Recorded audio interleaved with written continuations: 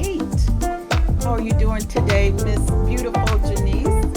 I am good, my beautiful co-host. I'm doing good. A long week, but it's been good. How about you?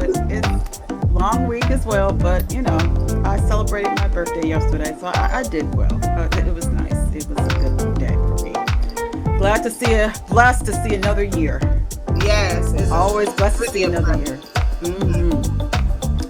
So Amen. today we're going to be talking about our mother's wisdoms, all the things that our grandmothers and our mothers used to tell us when we were coming up, Yeah. and the role that mothers, and especially Black women, how they were pivotal in our communities, in our churches, and just in our homes themselves. So let's talk about it. We know that there's a kind of wisdom that doesn't come from books or degrees.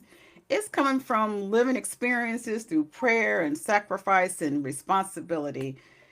And it's carried by the most resilient women that I can honestly say, and Yeah. that's the Black woman. Yeah. Agree. Like our mothers, our grandmothers, aunties, these women held things together. Mm-hmm. Even when they were tired, they were Mm-hmm. overlooked and they were never thanked. Um, we want to celebrate them today. Absolutely. Absolutely. So let's talk about them. Um, let's talk about historically their Mm-hmm. leadership, Mm-hmm. even through slavery. You know, um, is in the most, I can't imagine, the most trying Mm. circumstances. Yeah. How they, you know, did the best they could to keep their family unit together, although they didn't have the power. They didn't have the. A lot of times they didn't have the control to do that because slave masters, they would sell off kids and members, husbands and wives, like property, because we were property. Mm. Yeah. But still, I believe the Black women back then, they really tried to be the glue of the whatever family nucleus that they had. Yeah. Like they were, like you just said, they were caregivers. They were Mm-hmm. leaders. Um, a big huge thing was financial stabilizers. They were emotional anchors. Mm-hmm. That is a lot to carry. That's a lot of responsibility to carry. And I feel like it's that wisdom has passed on to many of our generations. Mm-hmm. I was around my grandmother. She was the one who taught me one of, my mom too, but Mm-hmm. my grandmother was the one who taught me how to cook and how to do Mm-hmm. this, how to do that. And I still to this day remember some of the things she may have spoken to me directly, wisdom Mm-hmm. I may have said. And um, we know that the strength wasn't optional, it was a requirement. Right. Yeah. Right. Absolutely. Same as myself. I was blessed to have a grandmother and a great grandmother. Yeah. So I grew up, talking to, I call her Granny, my great grandmother. I mean, who, had a lot of wisdom, because I love, like, and I think I mentioned this before. I love talking to elder people because they have so much, wisdom, and plus I like to hear what they went through in their day. And my granny, she went through a lot, and I always call her, in our family, she was like a trailblazer, Mm. because she did things back in the day that, really women wasn't doing.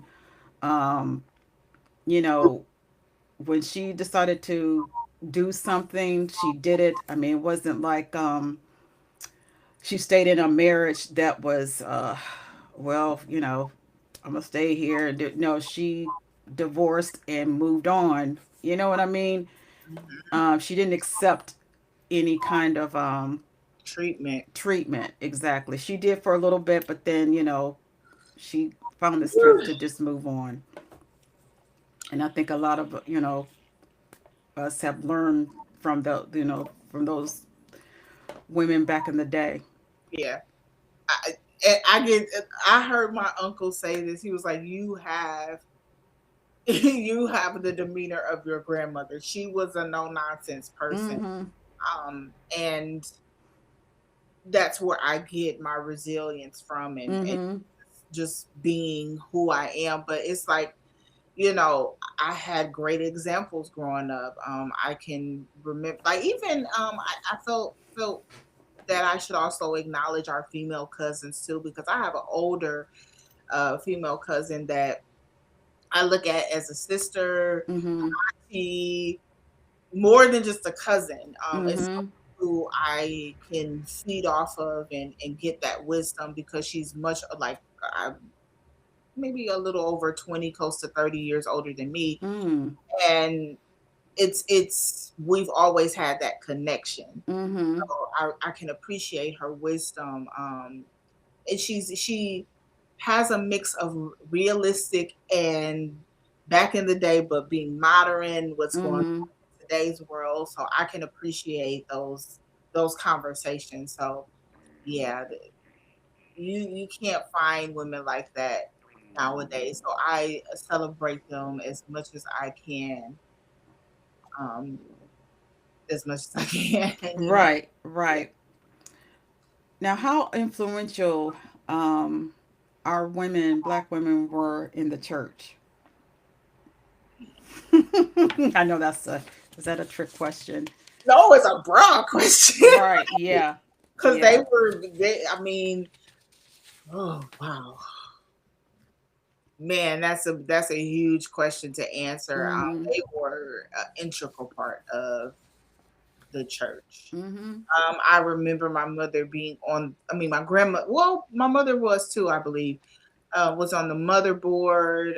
They were, maybe, what is it? The pastor's aide. I think that's what it's called. May have Oh, been the okay. pastor's aide. So they played a integral part. They were praying and so forth. And as I grew more into my faith, um, I became more of. I mean, we're all intercessors. We should be, but Mm-hmm. I knew that that was something that, more of intercessor praying. I served quite a bit in the church. I've done Mm-hmm.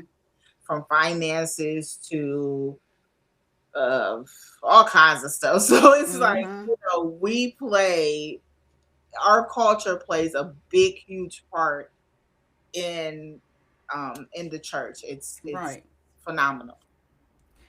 Just like we mentioned last week about the when we were talking about black churches. I mean, that was our cornerstone of our culture is the Right. church. Like you said, our black mothers and grandmothers and stuff, they had the prayer circles, they had the nurses guild, they were responsible for children's education, the choirs, I mean, the hospitality committee, and who when they have like the pastor's anniversary or whatever, who puts that on? Them, Them. them. Yep. And they just Yep. tell the pastor, okay, this is what I need you to do when you come in. Right. Right. Yeah. Right. Wow. But but That's amazing. Like the yeah. different things that I found myself like, you get that you get your foundation from that, because you learn, and you're also learning how to serve as well. Mhm. Um, you just serve in the body of Christ. So Mhm. I appreciate all the different facets that my grandmother and my mother served on as well. I'm not really quite sure about my great grandmother, but I'm pretty Mhm. sure she was too. But Mhm. um, the cousin I was talking about. She is very involved in different things in her church, and Mhm. it could be a lot, but they did it with strength. They did it with Yeah. resilience. They did it. They didn't complain. They just did it. Oh no, because that's serving. Same thing with my granny and my grandmother. I know I didn't know this until I was old enough to participate. Communion. It was Yeah, my great grandmother who did the bread. For the you know she was the one who did it, and the grape juice and all of that. But yeah, they are very vital um, to our churches. they are. Um, and it was always mother this, and I think Granny she was the oldest member, so they honored her. I remember when they honored her.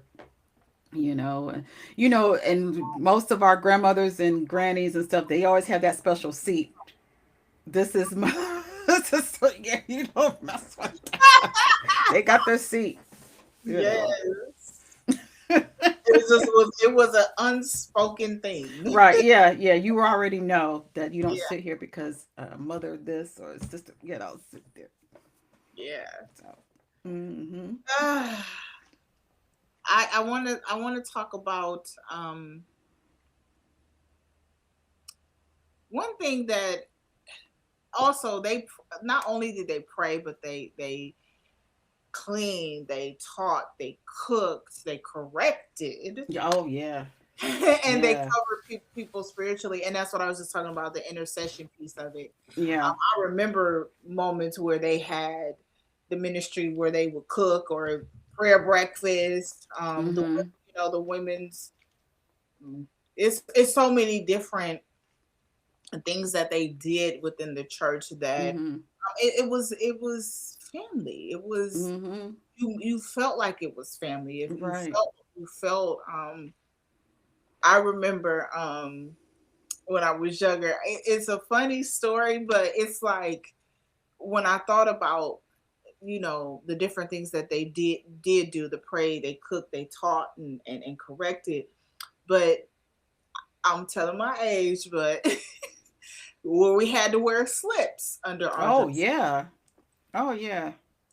And I remember like my grandmother would be like, "Did you wear a slip today?" Well, it was moving up. Oh, it was, how it would move, Mm-hmm. and Mm-hmm. it wouldn't stay in one spot. It would always. Yeah. I'm like, it was always moving. She's like, you should put on a slip because now you could probably see through that dress. I was like, I had to wear stockings. Like, Oh yeah. Absolutely. Yeah. Yep. yeah, I remember all of that stuff. Mm-hmm. So when now that's not something that the way they make material now, you really don't need to wear a slip, but that is just being appropriate, being a lady. Yeah. It what she was implying to me, like you need Mm-hmm. to be a lady and you need to dress Right. appropriately, Right. put up, and Mm-hmm. so Because that's part of you going into God's house, true. and that's what always. Yeah, you got to have your slip and your stockings on, and your skirt have to be a little below the knee, because if Yep. it's I had to do that check too. You know how mm-hmm. you straight and put Mm-hmm. your hand Mm-hmm. if it's below your fingertips and it's long enough, and if it was too short, it was too short. If it Mm-hmm. I remember all of that, but it shaped who you know. There was a rebellious stage, but Yeah. now it's like I don't. And two, I'm a wife. I shouldn't be. Mm-hmm. You know, Mm-hmm. so those things got embedded. Their wisdom and got embedded into how we Mm-hmm. are today, how we were shaped today. Mm-hmm. Yeah. So let's bring it into our houses and our home and our family. How the strong matriarch of the family, and how much of an influence that our grandmothers, our mothers, our grandmothers, and had in our family, in our extended family. I can actually tell you, since they're now passed on, our family is not the same, and we just not after just knowing that they're after they have passed, it really brings home that they were the nucleus of our family. We don't have family get-togethers anymore because we always used to gather at we always call it the house. We already knew with the house, and that's going over to my grandmother's and great grandmother's house. Um, we don't have family dinners anymore. Everybody's doing their own, thing. But we just realized that granny and grandmother, they were the ones that were the matriarchs and kept our family together. I do Yeah. miss those. I was Mm-hmm. just me and my cousin were just talking. This is a different cousin. Was Mm-hmm. on social media, and I was just we were kind of like sort of talking about that. Like, I miss being around my family, having Mm-hmm. dinners, maybe Mm-hmm. even like a reunion or something. But we Mm-hmm. got together, we saw each other, we caught up with each other, and now Yep. life is lifing. Right. Um, and all other stuff that's going on in the world. Right. It caused that difficulty, but you're right. When they passed on, that it didn't break up the family, but it some things that we did got abruptly stopped. Mm-hmm. Um, Grief could have taken over it, probably possibly, Mm-hmm. but I think someone else taking up the reins and saying, okay, let's still keep this together. Yeah. Um, because that's what was taught to us by them. You know, Right. family was important. Mm-hmm. Yeah, I do. I miss that too. Yeah. Now, was your family major influence for your grandmother, or was there strong men in your family as well? Yeah. Oh yeah. It's a mixture of Okay. just like I remember something that me and my uncle are very close. Mm-hmm. We talked quite a bit when I first moved down to Florida, and I remember saying, okay, we're struggling with this and this is Mm-hmm. happening, and he was like, stop. He was like, he basically informed me whose I was. Mm-hmm. He was like, you come from a line of people who did this and did that, and it's in your blood. You are able to do this. Mm-hmm. That was the push and initiative that I needed Mm-hmm. to hear. Um, I've always been that way. And I think I got maybe afraid of, this was a different challenge for me. Mm-hmm. I've always been the type that I will take on the challenge and go with it and be the strong person that I was raised to be. Mm-hmm. I know that I'm intelligent. I know I'm this. I know I'm capable of doing it. And Right. I've had even my grandfather, bless his heart, he is still with us, and Mm-hmm. he still gives those words of wisdom too. Mm-hmm. We had a conversation a couple weeks ago, and he always says, "I know you're gonna be great at whatever you put Mm-hmm. your mind to." And so, but he's done different things within his life, Mm-hmm. and he'll go and say, okay, but do it this way, or Mm-hmm. this is a suggestion to do it this way. So I appreciate those talks and wisdom wholeheartedly, um, from those that are more senior than me. I can Mm-hmm. appreciate. Yeah. Mm-hmm. Now, see, in my instance, it was the opposite. Um, Unfortunately, I had a grandfather, and my grandfather, I don't want to say he was a hustler, but I mean, he was more out in the streets. But in between, being out in the streets and coming home, I mean, between he and my grandma, they had 7 kids. But and plus, come to find out, he's a papa was a Rolling Stone. He was that type. But Wow. yeah. But so I didn't have a real male.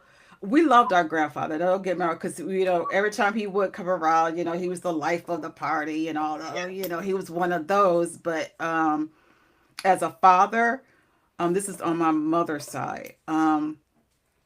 He wasn't, there as a father.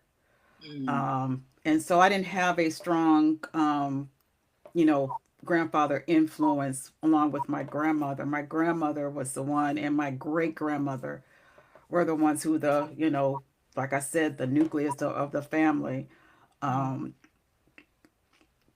so I didn't, which in turn, because of my grandfather not being there for his kids, I have uncles that were end up, being out in the streets. You know what I mean? Mm. So I mean, it just kind of it was a generational thing.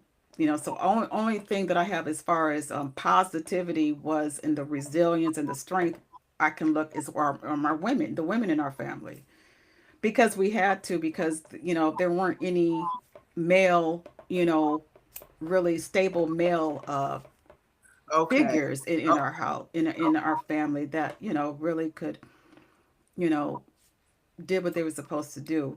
Yeah. I love them, and as a kid, I mean, like I said, when my grandparents, they separated before I was born, but they never got a divorce.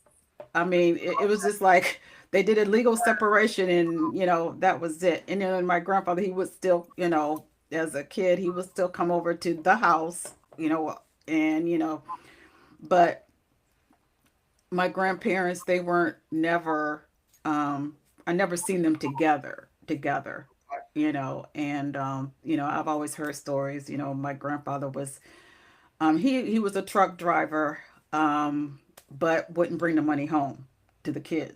You know what I mean? So he would, by the time he comes home, it was a lot of abuse, a lot of fighting between my grandparents. You know what I'm saying? So this is, my mom and her siblings had to deal with that. Okay. But you know what I'm saying? So the strength came from my granny, and my granny was a no nonsense. This is her daughter. She kind of like put her foot. I think she was more too involved in my grandmother's life. My grandmother. I don't want to say she was passive. She was more. She took things more internally. She would, speak up, but it was my great grandmother who was the one that, Yeah. don't she never liked my grandfather anyway. But you know what I'm saying? Yeah. So she was the one that was putting her foot down. You should, you don't have to deal with that and all this stuff. So my granny, I could say my granny was the major influence of Yeah. us as being, strong women and as we are today. And So. we need that because we tend to put up with things that we shouldn't. Mm-hmm. Um, who said that we had to? But we put our, and then sometimes we put ourselves in situations that that was our fault. Mm-hmm. We knew who that person was when we got with them, and we still Mm-hmm. went on ahead and did what we did, and you Mm-hmm. know. But I think like them giving us the wisdom, or maybe that word of encouragement, it's all, I mean, it's needed, but you got people who still don't do what they want to do. Right. And I think for me, there was, I am like my uncle. I don't want to, put anything out negative, but Mm-hmm. I knew, how can I put this without it sounding like too harsh? But my uncle was someone that, there were, I would see other, different relationships that he had. Mm-hmm. Um, but he was still that uncle. He was still that person that I could go and have a conversation with, Mm-hmm. or he would keep it all the way 100, and I love Mm-hmm. that. Mm-hmm. So, um, Mm-hmm. but he was strong minded as well. He Mm-hmm. was like my granny, and so it's so anytime that I would encounter a certain, you know, um, whatever past relationships he had, Mm-hmm. and then there was some that I liked, and there was some that I didn't. But because I know who he is, I was Mm-hmm. like, that's not a good fit. That it just, and I would tell him, Mm-hmm. because we built that relationship of Mm-hmm. keeping it, basically keeping it real. Right. Right. Right. But that's something that's why I said I had that, where our family is like that. We just you gonna hear the truth. Yeah. It's in love, but Right. you gonna hear Yeah. the truth. You're gonna hear the And truth. I appreciate that. That's just kind of how um I rock and roll. That's how I rock and roll. Mm-hmm. So, if I mess with you like we people, okay, cool. But if I don't like something, I'm gonna tell you. Mm-hmm. That's just I don't know how to bite my tongue Mm-hmm. because that's not how we were engrafted in a way. Right. So Right. Yeah. So I think for me, what I've gleaned from them, my grandmother, especially my granny, was the entrepreneurial spirit. yeah, Um, my grandmother, she she was had her own beauty shop. Actually, my granny was the one who you know built had her built on her property that turned her garage into an actual beauty salon from my grandmother. And my grandmother was went to cosmetology school, and she was the neighborhood back in the day in the 40s and 50s and stuff. You had to she did everybody's the black community. She did the everybody came to her shop. yeah, um she wanted then she closed that and wanted to go to nursing school, so she went on to to be a nurse. But I mean, things like that, I really look back and say, wow, they were trailblazers as for and they were really inspirational for me. Unfortunately, we didn't have any strong men, but ironically, my grandfather, even though he was a hustler, he was an intelligent hustler. If he would have, he ran. I didn't know he ran for our city council. I mean, he what? went. You know what I'm saying? He was well back then. He was part of the Mason and all that. He was a Mason. Um, he was going to school for as a mortician. I mean, he would have been the first black. And it's like he was very intelligent, but he just didn't want to. This one of those men that just don't want to do right. But I don't know. But I mean, that when I heard stories about that, and he even said, it's just like, well, grandfather, why didn't because he was Mhm. smart. He was smart, very intelligent. But again, it was the women in my family that I've learned from, and then have that desire of wanting to have my own business because of I saw what my grandmother and my granny did. So. And funny you say that because that's not an example that I saw like in terms of entrepreneurship. Mhm. Um, However, I always saw resilience. I always Mhm. saw push, get, go higher. Mhm. I I always saw that, and it was like, well, don't just stop at this one thing. Right. Going, keep Mhm. trying. Um, because we all have a purpose over our lives, and we all Mhm. have gifts that we need to put into the world for other Mhm. people. And so that always was something that I was just like, well, even with um I finished school. Went all the way up to my master's degree. Mhm. I have my own business. Mhm. I have a pretty decent career. Mhm. Um, I'm still growing that. And it's like don't stop there. Always go for the next. And that's Right. not being greedy though. It's I mean, intentionally your heart needs to be right doing that. Mhm. I felt like I was like, I don't want to settle. I think that's Right. don't Right. settle for just mediocrity. And I think Right. that's where I have this. So God knew what He was doing when when He sent my husband my way because Mhm. we both like, let's go. What you Mhm. doing next? Yeah. We always Yeah. constantly challenging ourselves to do Mhm. more and teaching our kids to do the same. So that's what I can take. Like I took from them, my grandmother, my uncles and aunts and so forth, and was like, okay, now how can I pivot that? Mm-hmm. I think that's where I get my drive from. Mm-hmm. Yeah. Mm-hmm. Wow. So let's talk about how our black women are an influence within the community. Mm, First thing that comes to mind is in the neighborhood, the kids. If they act up, you know, it, this is where the saying "it takes a village to raise" because it was of actual village. yeah. You couldn't get away with anything. You sure couldn't. Because there's always, all these parents and stuff in the community, they all looked after, everybody's kids in Yeah. the neighborhood. Mm, Um, and they don't mind, correcting you. And then they'll tell your parents what's going on and you get corrected again. You know what I mean? But it well, was all out of, love and nurturing the whole community. yeah. Um, Uh, Now you don't have that so you should. much.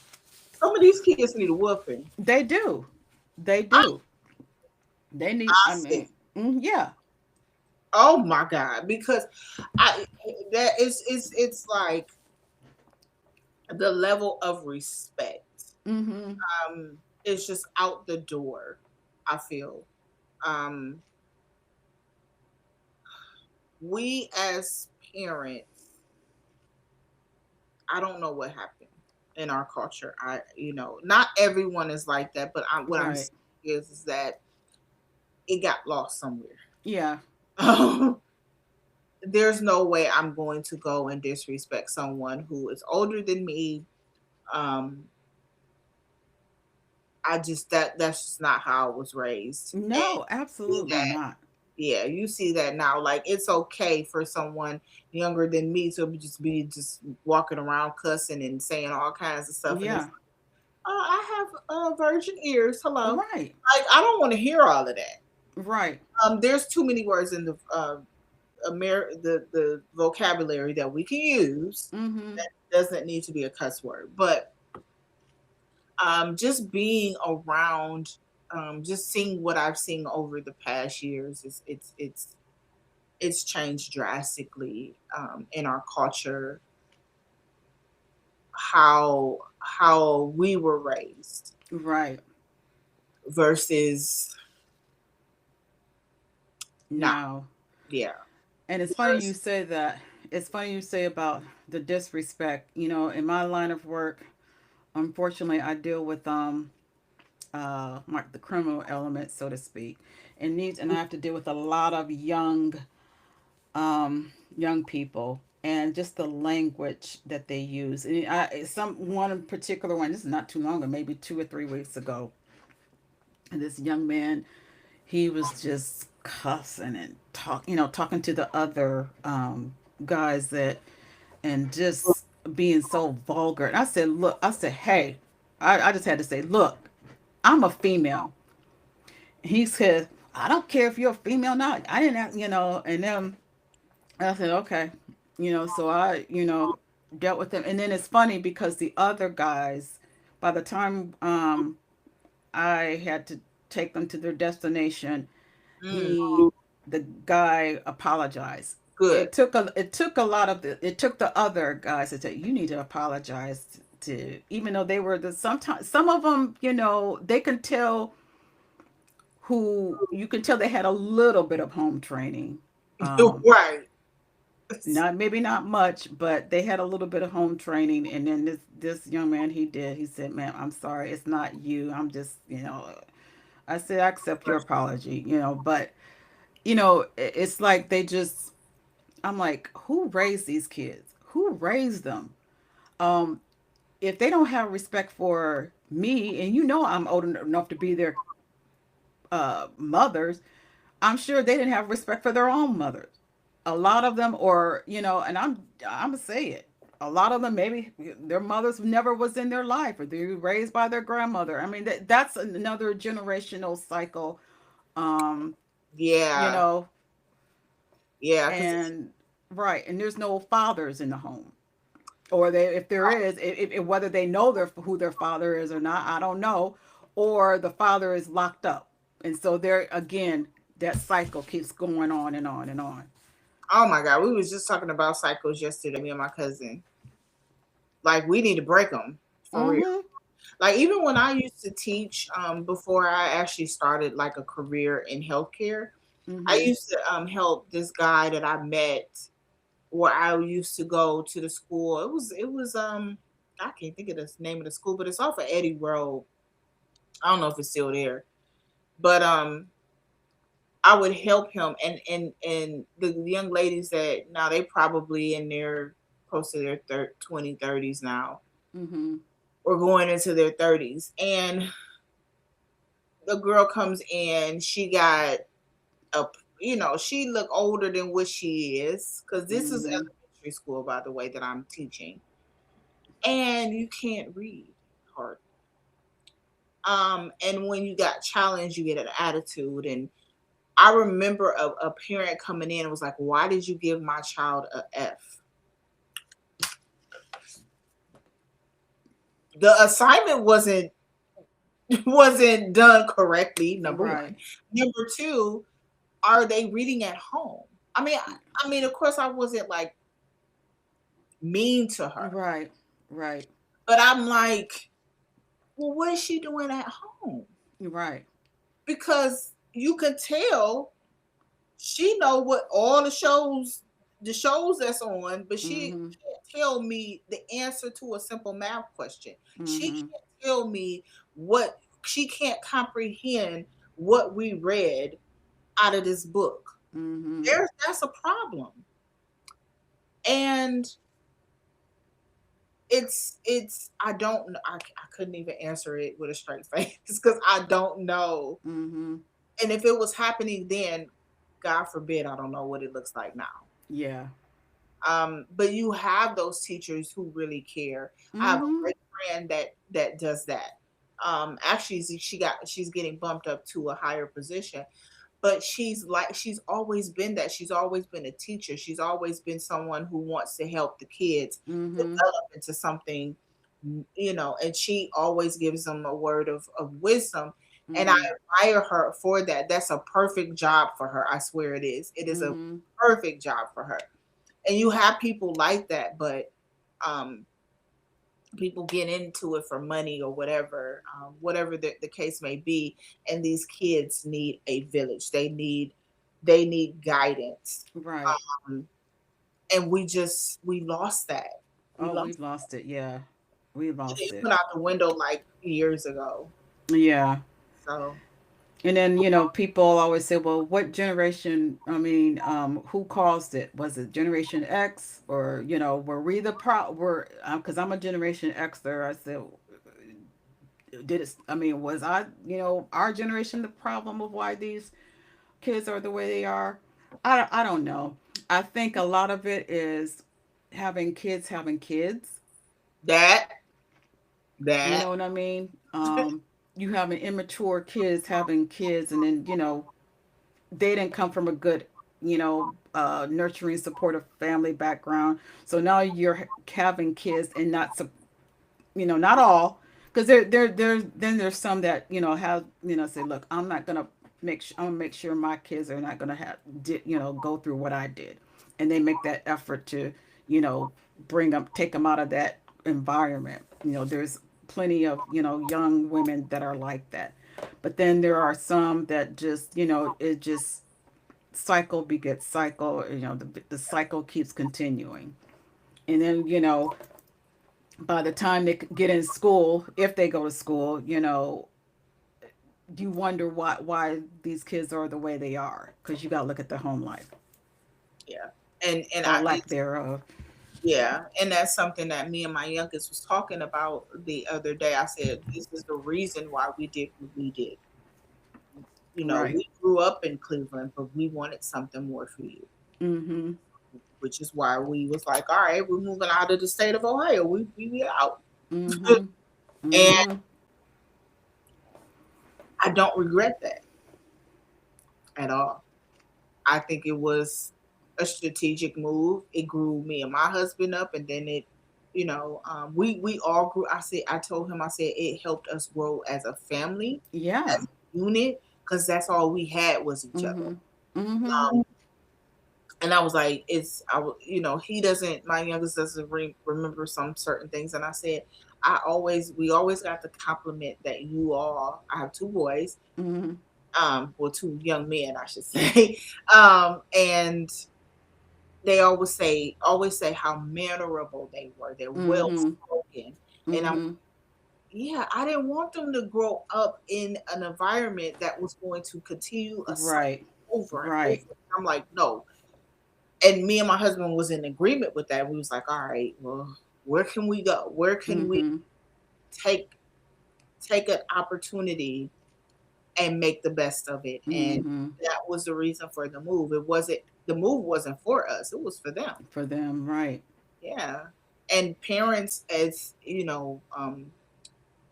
we have to make choices that is not for us, it's for them. Mhm. And I'm like I said, I don't regret it at all. Well, well, So I can honestly say you haven't missed anything. You don't miss, I mean, there's nothing that too much that has, from what I, deal with every day. I mean, matter of fact, I would say it's getting worse. I bet, Yeah. I bet. No, thank I had there's a well, friend of actually my husband. They used to work together, but my husband kind of like took him in like a younger brother, and he's like a younger brother to both of us. But he's from Cleveland. He came, his girl. He got kids with this young lady, but they lived in the projects, and okay, he happened to got a job with my husband, who's out here on the west side. okay. And he told me I gotta get out of here. I got it because he was in I think Outhwaite in the projects. Woo! Yeah, he said he got tired. So he said, "Look, I gotta get my family out of here." Child, Yeah, I so you know already know, my project. So he, Ooh, got him out because I mean every day was always something, shooting and stuff, and kids can't even go outside and play because of that part. what it is. You know I what already the know. area. So he got him out and moved him out this way. Of course, um, his girlfriend, well, his kid's mom, she still had the Cleveland mentality. She still had that. She wasn't. She's out here now. Gotten used to it now, but it's out here is too country, is too white or whatever. But she goes back, because she got her family back, back in Cleveland. But I think, now she's realized that, you're doing the best for your kids. You don't want your kids In in that that environment. environment. And I knew took a lot of adjustment, but it was for the better. We literally see how Holy Spirit works. We literally was talking about this yesterday about how you can't take everybody with you. You keep Right. going back to that. Yeah. Yeah. You can't change your mind. You Right. can't. And I think like even when we come to visit, I feel like a foreigner when I come back. To I'm be honest, sure. I don't fit in there anymore, Mm-hmm. and I'm okay with that. You know what I mean? But I'm not saying I'm better than anybody. No, Right. I had to change as well. It was an Mm-hmm. adjustment for me. Trust me. I was. I remember like you said, that mentality. Well, Mm-hmm. I carried that mentality down to Florida, and Mm-hmm. this girl checked me so bad. I couldn't even now. Being from where we from, we put them hands on you. Mm-hmm. I couldn't even put my hands on her because I was like, "Well, Dad, she called me out on my stuff," Mm. and I said, "I need to change. This ain't work. This ain't cute. Yeah. It ain't." And being there has like literally like, yeah, of course I'm a change because Mm-hmm. I'm not in that environment. Right. If Right. I ever talk to any one of my friends from Cleveland, half of them then moved Mm-hmm. out of Cleveland. They moved further out into like maybe Streetsboro or somewhere. Mm-hmm. I would have too. I said, Mm-hmm. now the conversation came up, and everybody is in agreement in this house. Mm-mm. Like, if I gotta go get 5 jobs, no. Yeah. Yeah. Like, no, Yeah. like Columbus, nowhere in Ohio, we not passing the Dixie line. Yeah. All Yeah. we doing is visiting. And Right. I think, you know, when I was there, it was like, it was the same stuff. Yeah. Drinking, smoking, partying, Yep. drinking, Hanging out work. on the corners and all that. And then you see all the abandoned houses and all that stuff, you wonder how it was in its hand, yeah, in its heyday, but now it's like, I bet you it's more. It like you okay. Now, don't get me wrong. You can go into Atlanta and find it some similar mm-hmm, to Cleveland. Now, don't mm-hmm, get it twisted. mm-hmm, It's mm-hmm, probably worse. mm-hmm, Because there's no, some places in Atlanta the girl won't go to. mm-hmm, But mm-hmm. point big is yeah. I can imagine that. When we moved to Florida, it was like this is freaking gorgeous. Mm-hmm. And then you got people down the street that's millionaires. You got this big house where hi, how you doing? I don't Mm-hmm. know nothing. Hi.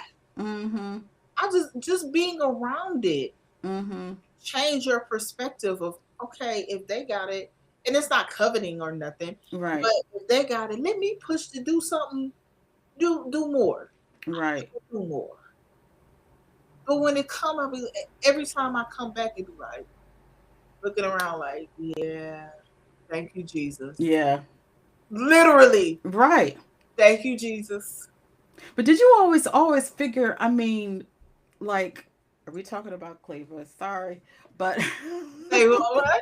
talking about we're talking about Cleveland now. But Oh it's yeah, funny well, how you go into one certain neighborhood. Okay, let's just say Bratnaw, yeah, right down the street. You cross over right down the street, and then you got East Cleveland. You don't know. I mean, the division is so you could just tell. You could tell when you're in the inner city. Shaker, you cross, over a street, and then you know that it's just so the outer. I don't know how they keep it. You know what I'm saying? It's just weird how you could just drive just one street over, and you're in the hood as of you're on this side. You're like Millionaires Row almost. You know what yeah. I mean? It's just And it's funny because in Florida they be like, "This the hood." I'm like, "Is it?" yeah. You know, because compared to what we saw, You're compared to what? Yeah. yeah. But when we got here, okay, yeah, because when we were in Columbus, Georgia, you would see you turn left, you go into the hood. You turn Mm-hmm. right, you go toward a nicer area. It Mm-hmm. depended on which way you turn. Mm-hmm. Here is the same way. Where we stay at, it's a pretty nice neighborhood, but as you go down, it's some Mm-hmm. places like okay, Mm-hmm. it. I think we shape. I've all just the people around us. Um, as we're talking about wisdom, we shape our reality. Yeah. I'm not saying some of those people are meant to be in that situation because Right. Right. we all of us is one step away from that. Exactly. Um, Especially now. Yeah. yeah, yeah. Exactly. So I feel like it is a it's a mindset thing, Mm-hmm. and if you don't have that type of backing, you don't have you didn't grow up in that type of environment where people gave you that type of wisdom, or they pushed you to be greater than them. Mm-hmm. Um, then then you end up in places that you're not going to be happy with, which does which is why it was like we wanted more, and Right. that's why we moved out of Right. Cleveland. Now, I considered Columbus, Ohio at some point, especially in the healthcare field. I considered it, but Mm-hmm. and it's certainly cheaper. Some people think it's cheaper to live in the South. It's not. It's actually Yeah. Yeah. um. And I said I'd rather pay what we're paying. Have no one knows who we are here. Mm-hmm. I mean, my brother-in-law lives here Mm-hmm. and a couple of cousins, but they're an hour away. Mm-hmm. They up there. Okay, but it's like I like I liked when we were in Florida. Nobody knew us. Mm-hmm. I wasn't gonna run into somebody that I Right. knew years ago, and they Mm-hmm. come over, or they come over to the house unexpectedly, and we got into a space like it's go time. Mm-hmm. That was the mindset we had. That was what, and then when we felt we couldn't push on or persevere on, okay, we would get the call in, hey, I need some encouragement. Mm-hmm. But you got to make sure who you calling for Right. encouragement is the right person too. By Right. Right. little Right. nugget. Right. Exactly. So wrapping up, I mean, I guess the whole gist of what I know we went around the world and talking about, neighborhoods in Cleveland and everything specifically, but I mean, Cleveland, we're just talking about Cleveland because we're familiar, we're from the area, but Yeah, it applies to wherever you are. yeah, It starts, I think a lot of our, like you said, the shifting of the mindset, it's the mindset. It starts in the home, and a it lot of does. times it starts from our mothers and our grandmothers and our great, the women in our women. And if you're lucky and if you're blessed as a black um, family that has a strong father, a strong man in the, I mean, that's a blessing now, because a lot of our black men they're just, not there, not here in the family for whatever reason. And thank God I had that example. Yeah. My parents Mhm. have been married as old as I am, Mhm. as old as I am, and I'm 45. Well, Mhm. it'll be 45 for them, I think. Mhm. But the point being is, I had that example, Mhm. and I'm thankful and grateful for that. So Yeah. it Yeah. really it is a mindset, and it starts at home. You're right. We can do nothing but applaud those women, the just the culture itself for the foundation that they laid. Mhm. Um, I pray we can get it right the way they, Yeah. they weren't perfect, but it was a Mm-mm. great foundation to build off of. I believe. Right. Yeah. Right. So another great episode, another great deep conversation. So again, we want to hear your thoughts. What and you did you have a story, or can you relate? Who was your positive influence in your family? Who kept the family together? Who's keeping the family together, or not? Let Mm, us know. mm, amen. So, all right. Hey guys, So, guys, take care. And we'll be back. Let's see. two more, Next week, two more. two That's more it. extra, and then we wrapping up for We season wrapping up. 3. Wow. Wow. Wow. Let's go. All right. You guys take care, and we'll talk to you next week. Bye.